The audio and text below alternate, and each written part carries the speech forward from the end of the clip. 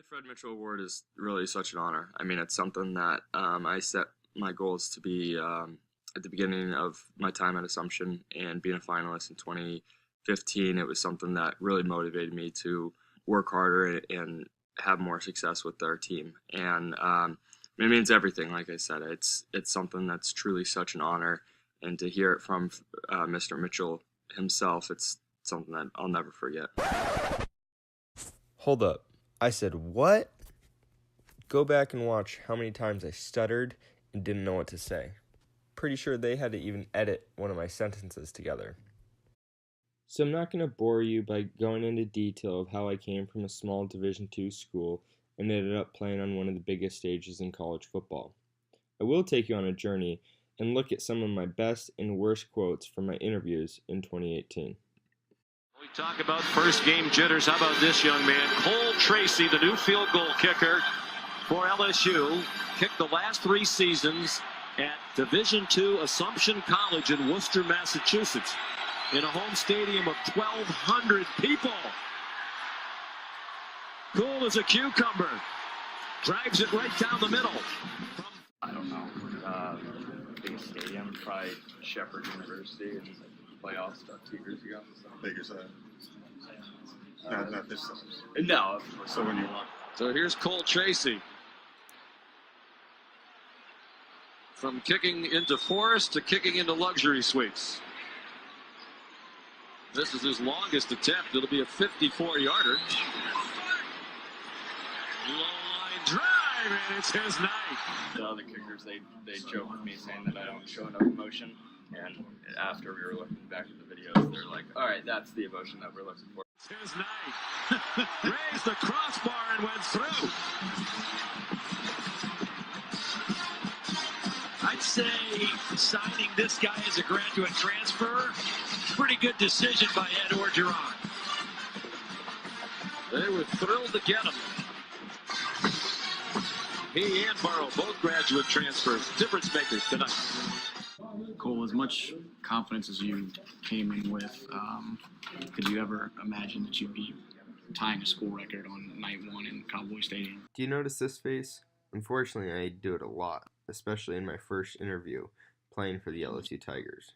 You can tell I'm a little nervous, but as Dr. Karem always pointed out to me, you need a better resting face. Unfortunately, this is not it. When I was studying my undergrad in marketing, the main thing that I took away was build your brand. Here's a nice clip that helped me build my brand and allowed Tiger Nation to connect with me personally. Did anybody watch the LSU Auburn game? The soccer game? No, the football game. Oh, no. Does anybody know who Cole Tracy is? No. Cole Tracy, does that ring a bell?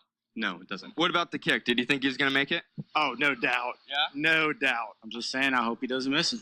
That'd be bad if he missed it, huh? If he was standing 12 inches away from you, would you think that I was Cole Tracy?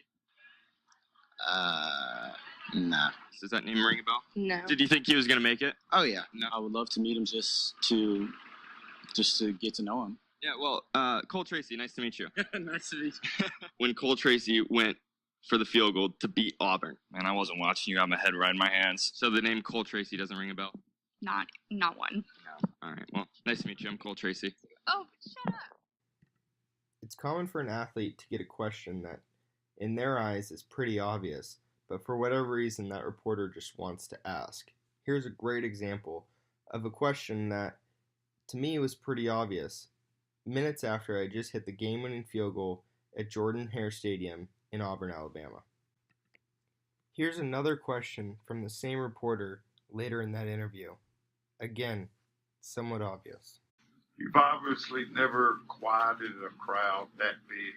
How did that feel? It's awesome. It's a feeling that you can't really describe.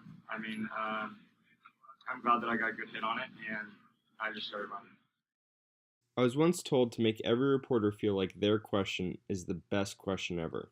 This is important because you never know when you need that reporter to write something nice about you. It's helpful to add some humor to an athlete's short answers.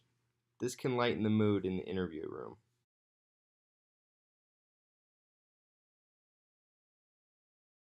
I knew on Monday that it would potentially. Once we got past Southeastern, you know that when you're playing at Auburn, it's going to be a close game. Here's a question from a reporter where he was trying to get me to throw my teammate under the bus, but I was really happy with the way that I responded. For anyone that's been around the LSU football program, there's been some struggles, obviously, in kicking position. I mean, how present is that in your mind coming into a season like this and in moments like that? Not, to be honest, not at all. I'm very aware Connor Cole did the exact same thing last year, and I think he's my biggest fan, and I think that helps a lot. Every single time I come off the field, he's the first person to give me a high five. So, but no, I'm not really thinking about last year. I think I'm really just focusing on the next kick and the next opportunity. In this clip, you'll notice at the beginning of the interview, I was kind of unsure of where to look, how to act, and how to stand.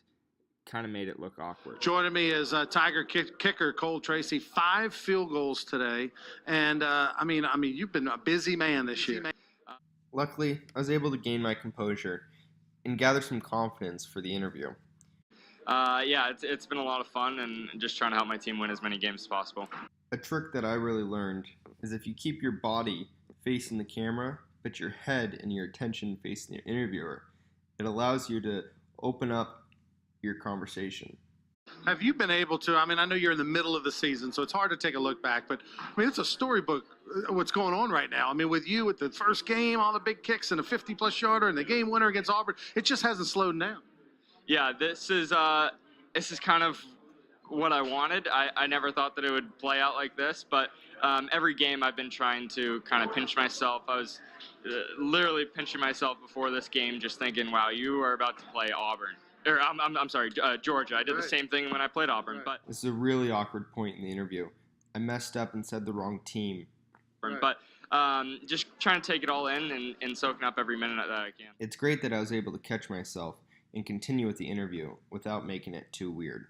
From a kicker standpoint, what's it like to kick in Tiger Stadium from the surroundings and all that? Is it difficult, easy? What? I feel that I've gotten pretty comfortable with it. During the summer, we kind of spent a lot of time. I spent a lot of time being in the stadium, getting used to it. So now that we're halfway through the season, towards the end of the season, I've kind of felt very at home. Let me paint the picture for you. We had just beaten Mississippi State on a hard, sluggish game where we kicked 4 field goals and the defense played lights out.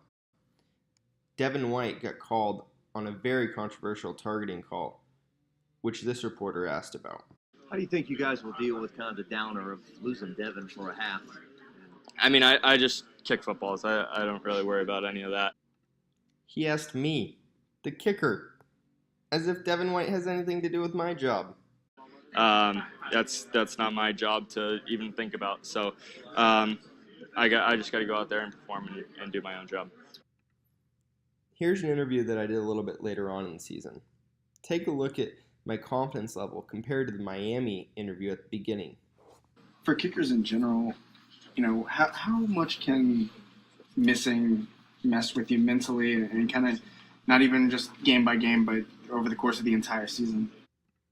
I give this reporter my full attention, and once he's done asking his question, I give him an immediate response. Well, try not to miss. And if you do, then you got to be able to respond. And that's the biggest thing is whenever you're practicing, it's all about how you respond. Notice here in the Fiesta Bowl, I use a lot. Unfortunately, this is not the first time that I did that this season.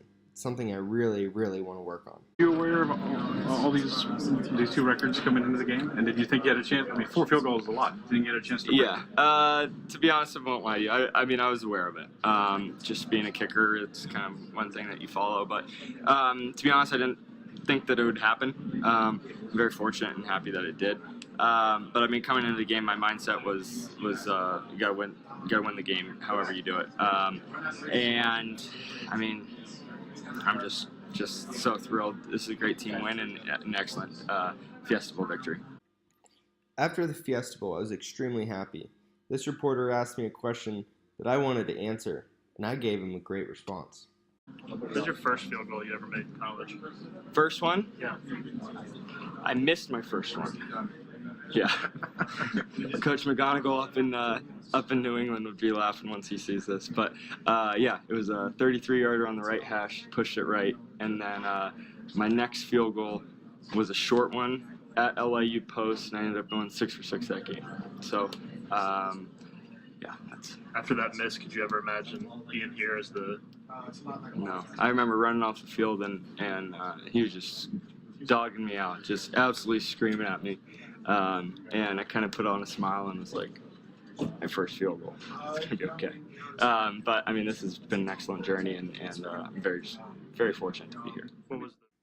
Looking back on this year of interviews, I learned a lot. I experienced a lot. Sometimes I was given very tough questions that I wasn't sure how to answer, but that's going to help me in the future. I also learned how to present myself the best way that I can. By doing this, I can build my brand and my image, which can make me more presentable to the audience. The experience I gained through interviews and the media associated with playing at LSU is extremely invaluable and something that I'll carry on with me for the rest of my life.